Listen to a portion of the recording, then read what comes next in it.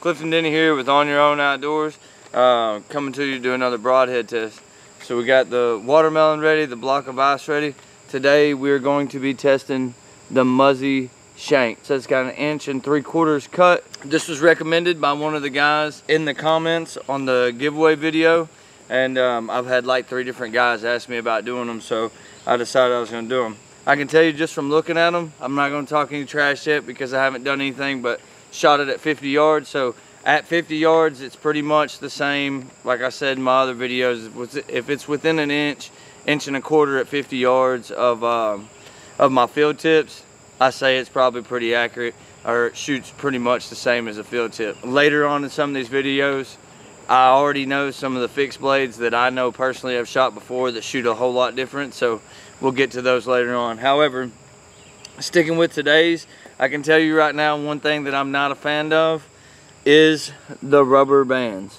So Schwacker broadheads, here nor there. I shot Schwacker, one of my best friends. That's all he shoots is the Schwacker broadheads. When you do hit them, man, it leaves a hole that's like this way of your hand. It leaves a giant hole. However, if you hit something in flight, if these things get dry rotted, if you're trying to carry them from year to year, I know people are going to argue with me. I got it. However, I've seen it. They dry rot. They'll open in flight. It'll pull an arrow. So if you're shooting this type of broadhead, if you're shooting the Muzzy Shanks, or if you're shooting those Schwackers, just make sure, man, you're checking your rubber bands and roll on with that. So I will say this, man. I picked these up at Max day before yesterday. I think they were $39 for a pack. Versus the other packs of broadheads, one automatic up to this is you get 5 broadheads in a pack.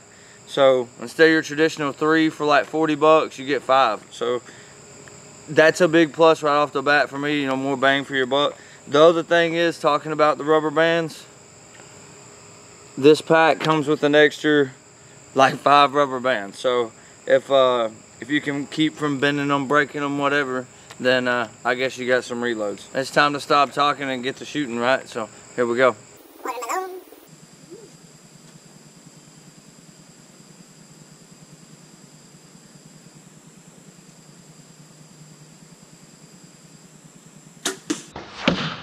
Well guys, we most certainly got something to talk about with this one here. I'm actually a little surprised by the entry hole. It's tiny. So anyways, I'm gonna go get a knife, pair of scissors, and a tape measure. One thing I haven't been doing is measuring the distance that the broadhead is sticking out so we can test the penetration. I'm gonna start that starting today. I will probably eventually go back, do the tooth of the arrow and the rage, but they were within an inch of each other. I just didn't actually put the measurement on camera, and I will today with this one. All right, so we're gonna get a couple different measurements. We're gonna start here and go from the distance out.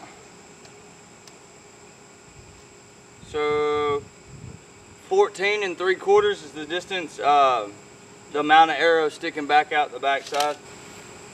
Because I want to talk about. Alright, so I'm going to do this with the camera so you can see. One thing that actually kind of surprises me is if you can see this entry hole, it's tiny. Even though these operate with that band or whatever, I expected it to have a large entry hole. Entry hole is actually pretty small for what it is.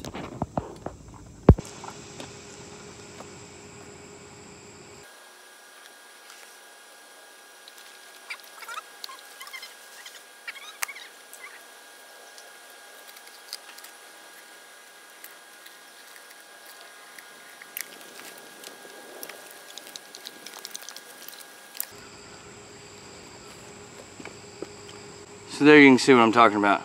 It's got a smaller entry hole than what I expected. I expected it to kind of be a lot wider than that with the cutting diameter of this broadhead. Next part's going to be our wound channel. As you can see here, it's actually pretty decent. Flip it over on the back side. Sharp blades. Does what it's supposed to do on the exit hole. The other thing we're going to start measuring is this exit hole. We got right at 1.5 inches on the exit hole, and right at 2 inches on the 2 inches on the cut going into the bag, compared to the rage that was also right at 2 inches. The tooth of the arrow is about I don't know, 3/4 of an inch. So let's check the head out.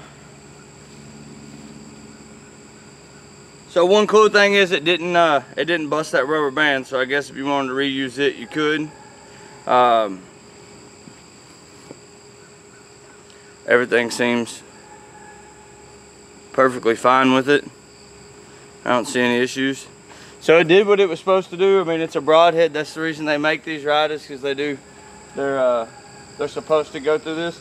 I will say that whenever I shot this, like I said, it flew like a field tip. Didn't have any issues there. It doesn't feel as strong as some of the others, but it did just fine through the test. Like I said, just always make sure you're checking on those bands, make sure that they're not dry rotted. I think it's a pretty good contender as well. I mean, all these broadheads are kind of acting the same, except, you know, what we expected, which is the different hole on the back side. So, you know, being able to check out these wound channels, I kind of like it. Because, for example, like this broadhead here, I actually thought it was going to have a lot larger wound channel than what it does. So I can tell you that if, you know, I like to shoot expandable broadheads, this probably is not going to be one of them. It's just a smaller wound channel. You know, it doesn't say it's a 2-inch cut anyways. It says it's 1 3/4 inches, so I mean, they're pretty spot on with that. If you want a good broadhead that's not going to break the bank, I think this is a pretty good contender. Like I said, instead of 3 in a pack, it comes with 5 in a pack. Comes with some extra bands. As long as you're checking those bands, like you should be checking your arrows every time you shoot them, I think you're going to be fine.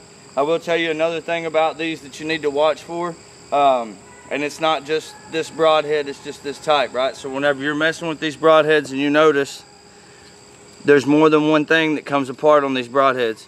So hey, look guys, if you end up buying these broadheads, I'm not saying anything against them. This is not a solid piece though.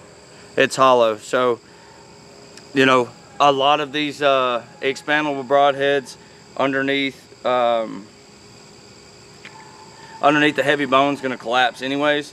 But just know that I don't know how this one's gonna operate. I'm not gonna say anything negative against it, and I'm not gonna say anything for it either.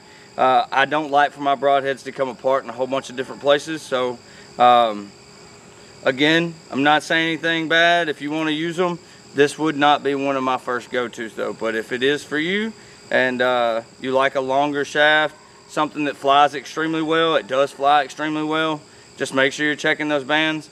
And remember that this up here, whenever you put this on your bow, you pull it out of your quiver, we always check, make sure they're tight, make sure you check, make sure that top part's tight. And like I said, you know, for bang for your buck, it's 5 instead of 3. So go down there, get online, order some, go down and see Max. They've got a slew of them as well. Either way, yeah, I mean, for what it is, I think it's perfectly fine. So I appreciate you guys for tuning in. Again, this is the Muzzy Shank broadhead. So just so everybody's aware, if you're still with me at this point, what we're going to start doing is every Monday is going to be review day throughout deer season. Hopefully we can get to a point where we've got 1 kill per week on film at least. So Monday is going to be review day. Every Monday we're going to test a broadhead. I'm going to go down tomorrow down to Stuttgart. By the time y'all see this, I went down there today. However, I'm going to go down there tomorrow and grab about 4 different climbers. We're going to start testing some different climbers, try to save you guys some money rolling into season. So if you're thinking about going and buying a climber, don't do it yet. Wait, hit me up in the comments. Let me know what kind of climber you're wanting to go look at, and maybe it's one I can get my hands on and I can do some kind of review / test so you can see what it looks like for you to go drop hundreds of dollars on something that you end up hating. So if you're in the market for a climber, if you're in the market for a broadhead, hit me up in the comment section. Let me know what you'd like to see, and we'll see you guys later this week.